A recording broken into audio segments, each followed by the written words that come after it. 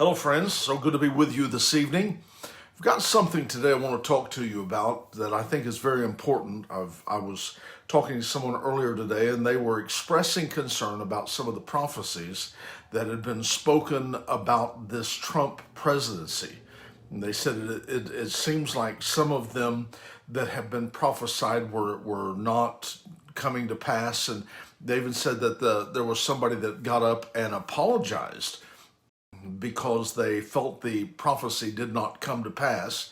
And it was just causing a lot of concern, causing a lot of just confusion. What do you do with that? So I feel like I need to address that. I'd like to just speak to you for a couple of moments about the prophecies about Donald Trump and give me an opportunity to kind of deal with how prophecy works a little bit, because I really do believe that there's a real misunderstanding, and it's something I think we need to sit down and realistically look at. Okay, so what about the prophecies about Donald Trump? Well, it was back in, I don't know, 15 years ago. Kim Clement began to give a prophecy, and this was long before he even suggested that he was going to run, and said Trump was going to be president, and he even talked about being impeached, I think twice, something like that. It's been a very long time since I've heard it.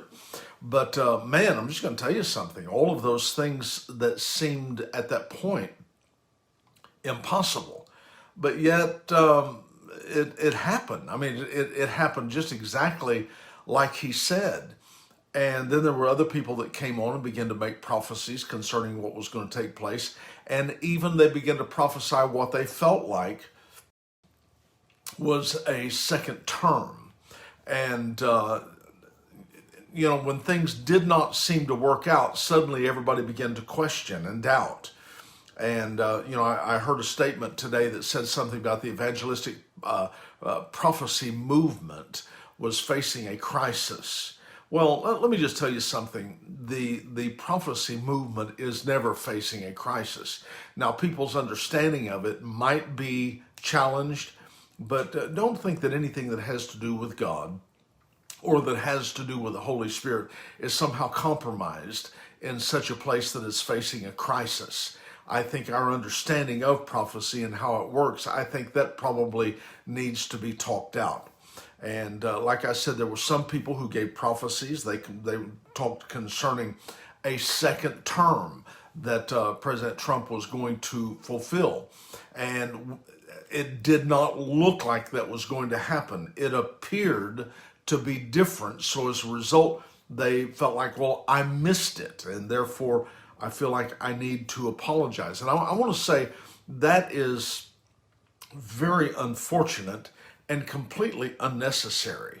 That is certainly possible that someone can prophesy out of their own emotions, because it's so easy to give a prophecy through the filter of your thoughts and of your emotions. But that's why the Bible talked about this safeguard of prophecy being judged. It says if somebody's going to give a prophecy, let another judge. Well, there's security in that. There's safety in that, because as I say something that I feel is from the Lord, you who have God's Spirit in you bears witness with that's true.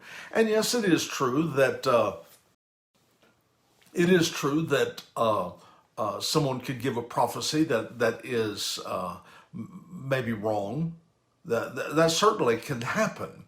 But you have to be careful that you don't throw out the baby with the bathwater. Prophecy is very real. Whether somebody uses it or abuses it or whatever, that doesn't change the legitimacy of it just because someone feels they miss it. But there's also something else that comes along with a prophetic word, especially when you begin to speak something that is this broad. And that is the fact that it's not up to you to bring that prophecy to pass. You can't make it happen. And unfortunately, a lot of times what we'll do is we'll give a prophetic word, and then we feel guilty if something doesn't happen immediately, or if it doesn't appear that things are going to take place. I mean, if you're going to take responsibility for, well, that didn't come to pass, so I'm sorry, I don't know that you fully understand how prophecy works. Men are moved on by the Holy Spirit to give an unction that unveils the purpose of God. That's what prophecy is. It's not up to you to bring that to pass. All you're to do is to declare what you see. Now, you may not see it immediately, if you start trying to feel like you're the one that's responsible, well, then you're going to be forced to choose sides. Which side I'm going to be on? Either I don't believe in it or I do believe in it. And there's always going to be people that are going to be scoffers. There's always going to be cynics that anytime something is said, they're always going to be saying, well, I don't believe it. Matter of fact, I'll just throw this out there. They will never believe. They never will. But God is completely unimpressed with their cynicism. I mean, he doesn't really care whether they believe or not. God's going to speak his word, and whenever we respond to that word, it begins to operate in our life. And sometimes we try to put time frames on it. We try to put conditions on it.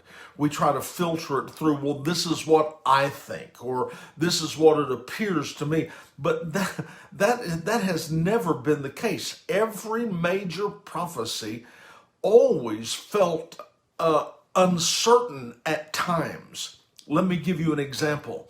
The Jewish people, there was prophecies all throughout history, throughout the Old Covenant, concerning the Messiah that was going to come. But the Jewish people, even though God said through Jeremiah, through David, through Isaiah, through all of the other prophets, where they spoke concerning the Messiah coming, and they were all waiting for the Messiah. You can read right there in the four Gospels. You can begin to see where they were anticipating the coming of the Messiah.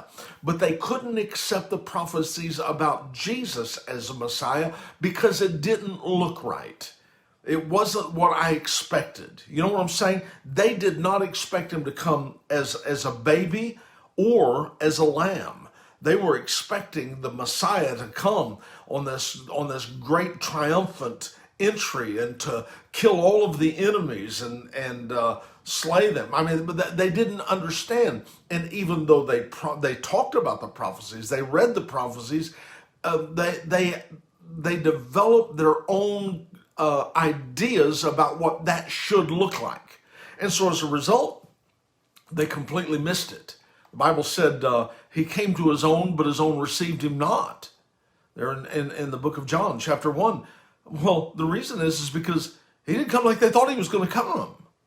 And so even with this situation that you're looking at the prophecies concerning the President Trump, what has happened to him or what is supposed to happen to him, I want to just say you need to really back off. Now, I'm not saying either way because I didn't have a prophecy. I did not have a word concerning that. But I did watch it, back when Kim Clement gave that prophecy concerning Trump, long before Trump was even considering running for president, and all of the prophecies that have come since. And I'm just telling you something: Donald Trump has done more than any other president in my lifetime that I've ever seen, and he has kept his word. He's fulfilled his promises. He has been a friend to the Christian church. He has been a friend to Israel.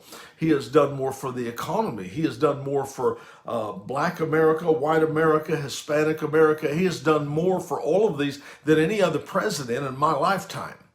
And so he's been good. I believe God placed him there. But you can't judge everything that happens based on what it appears at the time. Well, it doesn't appear he's going to get in. Well, maybe you are interpreting something that something else is going to happen. Let me give you another example. Think of Joseph. One of the most fantastic stories in the entire Bible is the story of Joseph. You read that up about 10, 12 chapters there in the last part of Genesis that talks about the life of Joseph. Joseph had a word from the Lord, and that word from the Lord was the fact that his brothers and his father was going to bow before him. I mean, he saw that. It was a dream. It was a prophetic dream. It was a word from God. But it didn't happen like he thought it was going to happen. I'm sure that he thought that God was just going to elevate him and suddenly he was going to take this position. But the first thing that happened was, as his brothers got jealous, they threw him in a hole. They were going to kill him, but Reuben stopped that from happening, and they ended up selling him to the Ishmaelites, who took him to Egypt. Potiphar was there, purchased him as a servant in his house. Well, he was lied about, and of course, things are looking up. I'm in Potiphar's house. I've got a little prestige. Well, someone comes in and lies about him, and he ends up going to prison. Now he's in prison. I mean, it looks like nothing is happening. You understand? In the life of Joseph, he had a word from God, but nothing looked right. Nothing felt right. See, that's kind of what we're dealing with right now. We've got a prophecy concerning Donald Trump, but nothing looks right. Nothing, it doesn't feel like this is going to happen or that's going to happen. But Joseph had no understanding. He could only filter this through what he might understand. And he had to have faced discouragement. You know, in the prison, the Bible said that the butler and the baker came in from Pharaoh's house. Joseph interpreted both of their dreams, and it happened exactly like he said it was going to happen. And he told them before they left, he said, "Please remember me to Pharaoh." And as soon as they got out the door, God said, "Forget." Well, you know, a year or so passes, and Joseph is still sitting there. And again, I wasn't expecting this. This doesn't look right. How can God fulfill what he said he was going to do, that all this is going to happen? Well, let me just tell you something. Joseph went from one situation to another, and for a dozen years, he was in limbo there, or what appeared to be in limbo. And he was just a shave and a haircut away from being prime minister over all of Egypt. But the fact is that he couldn't understand that. So what I'm saying is the prophetic word can come to you and you don't always understand how it's going to come to pass. But it's important that you not either be so prideful or so arrogant that you're thinking, I can tell you what's going to happen or not going to happen, because you don't know what's going to happen. You don't have a clue. You really don't. You can draw conclusions. You can say, I believe this or whatever, but you don't know. It's like I said concerning the Jewish people with the Messiah. They loved the prophecies about the coming Messiah, but when it didn't come the way they expected, they couldn't receive it. And even to this day, they still can't receive him as the Messiah. And the reason is because he didn't come like they thought he was going to come. So you have to understand that sometimes prophecies come and we fail to understand them because we don't see the big picture. We just see what we think or what we believe, and that's so dangerous. And you know, I know there's been those that have said, "Well, I just don't know what to believe." Then, well, can I just tell you this? Sometimes you don't know. I mean, sometimes you just don't know, and you have to be willing to accept that. I mean, but that's where the trap is. See, that's when the enemy comes into your life and tries to sow uncertainty. I mean, that's one of his tactics. With Eve, he made this statement. He said, "Hath God said?" See, he was throwing something in there to make her question, did God really say that? And that was the same whenever Jesus was on the Mount of Temptation. He said, "If you are the Son of God, do this and do this." The whole thing that he was doing was to sow uncertainty in the prophetic words that had been spoken. And you need to make sure that you're not falling into the trap now of questioning, well, maybe we didn't hear from God. Maybe, you know, listen, let me just say something. If God said it, then it's up to him as to when and as to how.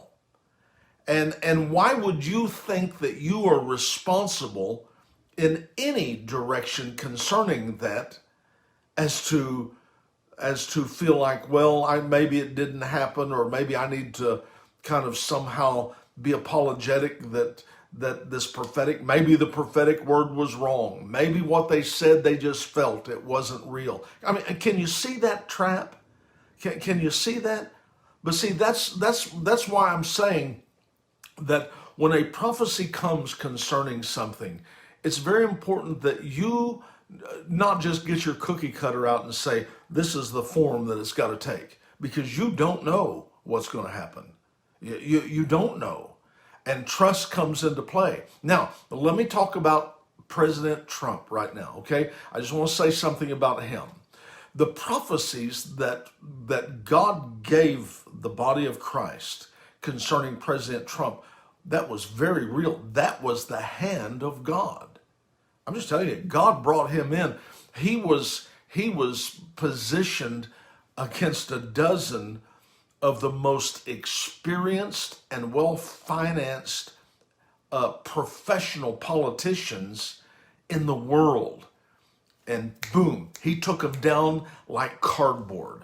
It was incredible. It was amazing to see.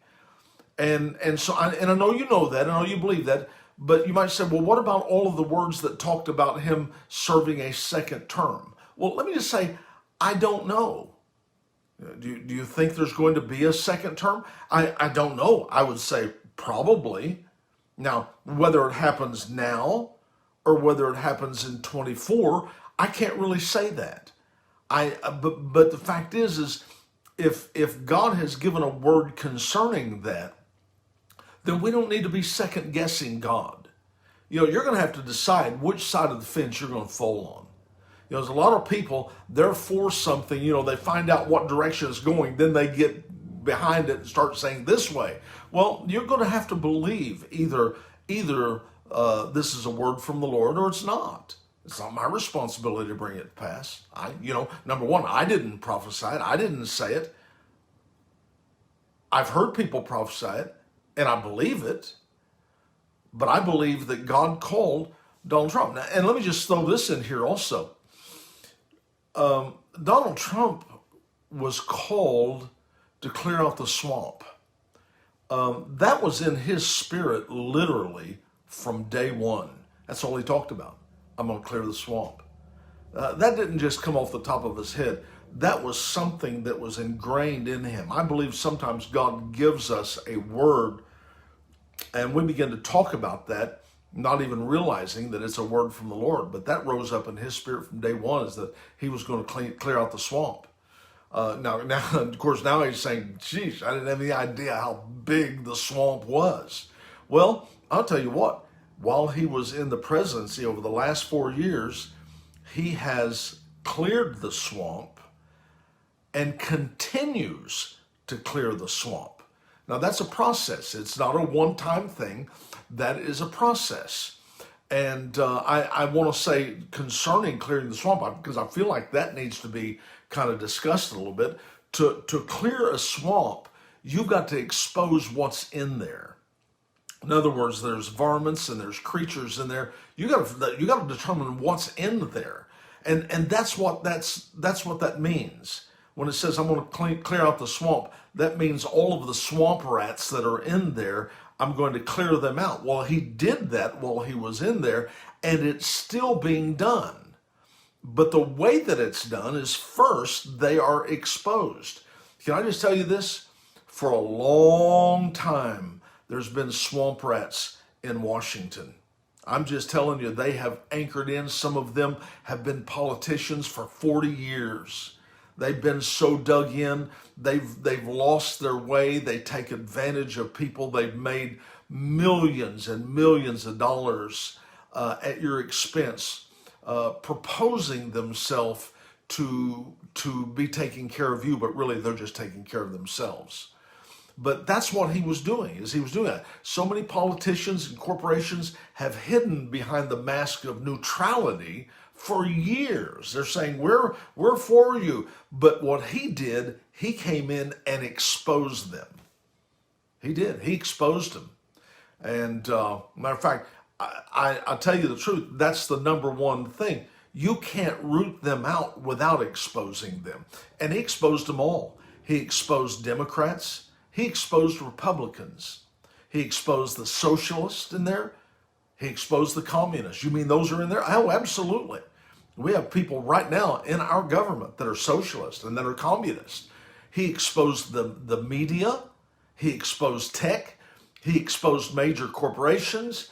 Exposed foreign influence. He exposed the FBI, for goodness sake. I mean, just this week, he declassified a whole bunch of documents that exposed the corruption that was in the FBI. I'm just telling you, this is big.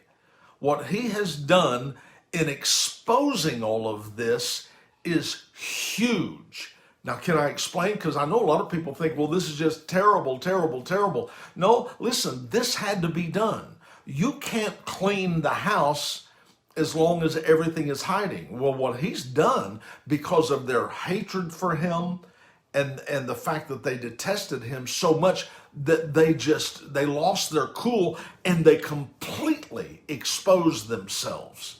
Those that have been hiding. And this is such a wonderful opportunity for us. I'm telling you, the light has been turned on all of these cockroaches, and their tendency is to scatter like crazy. But it's too late for them now, because now, for the first time, we see a lot of the people in media. We see people, even Republicans and Democrats. We see people that are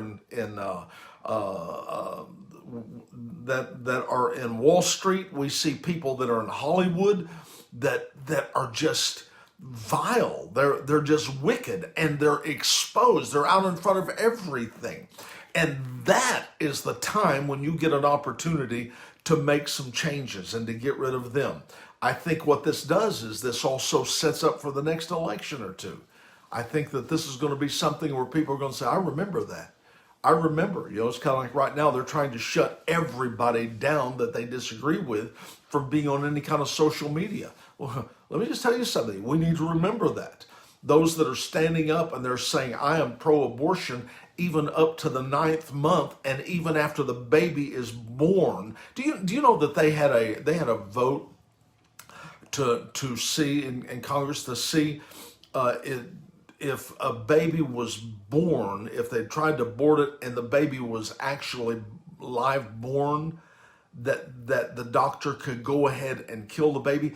And there was only 3 Democrats out of all of them who said that no, don't let them, that would say let the baby live. All of them said no, terminate the baby anyway, even if it was born live. I mean, that's corruption. That's not just wicked.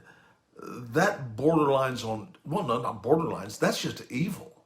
I mean, that's just what it is. And so all of those things now that have been hidden, attitudes, people who had things hidden, suddenly now they've come out of the closet, and you see them for what they really are. And that's important, because you can't clean things up until that happens. Now, you might say, is Donald Trump going to get another term? I would say probably, but that's in the hand of the Lord. That's not in your hand. And either you believe God or you don't. You're going to have to trust, and trust is your part. That's what you're going to have to do. Proverbs made this statement. He said, trust in the Lord with all your heart and lean not to your own understanding. In all your ways acknowledge him, and he's going to direct your path. So again, for those that are kind of disheartened, I understand. I understand. You might say, it doesn't look like things are going to turn out. I understand. And all I can tell you is go back and read the story of Joseph. You need to go back and read that. Don't discount anything. Don't throw things out because it doesn't look right. Because that's how prophecy works. A prophetic, this isn't fortune telling. This is a prophetic word, is to give a glimpse into the purpose and the plan of God. That's what it's for. We get a glimpse into the purpose, and sometimes we don't understand it. Sometimes we try to describe it as best we can, and what's unfortunate about that is many times we'll try to describe it, and then when we can't, we'll just kind of make up something as to what we think, but we build a framework, and then if it doesn't look like that, then we don't accept it. So you have to understand, God is going to bring his word and his will to pass. And so if a prophetic word has come, don't just discount it because it doesn't look right. There's a lot of you that have had prophetic words over your life, over your family, over your business, and it didn't look right. The timing, well, that's been 10 years ago. Well, what difference does that make? Are you saying that if it's God, it has to come to pass within 3 days? That ain't gonna happen, because God's in the process of bringing this together and that together. There's a big picture when it comes to the prophetic, and I believe that we're in a great position for our country for change, because things have been exposed. We couldn't see the big picture, but it's important that we not just, like I said, throw the baby out with the bathwater. Well, is it possible that it could be in 4 years? Yeah, absolutely. They did a poll the other day, and they made the statement. They said, I think it was 90% of the people who voted for Trump said they would vote for him again right now. So the thing is, and I guess the reason I wanted to bring this to you is because the people that I've talked to just seem very discouraged and almost embarrassed as the fact that they would feel like, well, God promised this and it doesn't look like it's happening, and that's opening us up for mockery. Well, let me just tell you something. Those that are cynical, the scoffers, they're going to mock. I don't care what happens. I don't care. God can show up in their living room and they wouldn't believe it. They simply wouldn't believe it because they don't want to. Their heart is hardened. So don't base anything that you accept or don't accept on whether you feel like what somebody's opinion is. You receive the word of the Lord for yourself. And if you're uncertain, go back and pray. Go back, spend some time asking God for clarity, asking God for revelation, because I think it's very important. So in this situation concerning President Trump, I don't know what's going to happen, but I do know one thing: Jesus is Lord. And he has not lost control of anything. And sometimes to fix something, he has to disrupt something. He has to disrupt what is to bring about what he wants. And that's exactly what has happened.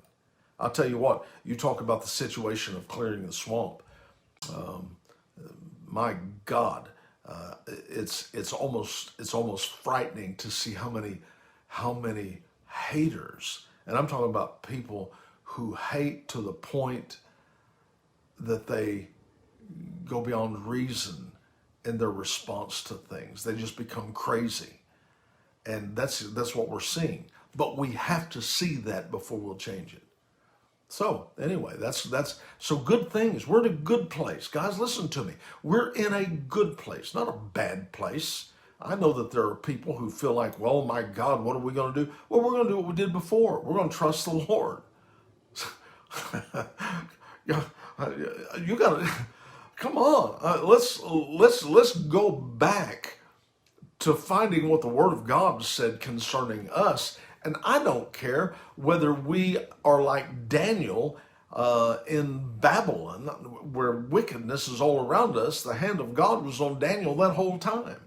The hand of God was upon the 3 Hebrew children that whole time. He was in the fire with them. Do you understand that? He's going to do that for you. So don't you be discouraged. We're in a wonderful time. I have such great anticipation for the things that are coming up for us. And I really believe that we're going to see some godly men and women that are going to rise up and take positions of authority in our government and in our schools and in our job market. I think we're going to see some good things happen. That's what I'm praying for, and that's what I'm just speaking forth. And I just, that my prayers is that God would go before us and prepare the way before us. We're going to see it done. So don't despair. Don't allow your heart to be overtaken or disheartened. God's still at work. He's not lost control, and he didn't lose control for a couple of moments. I promise you. He's still in control.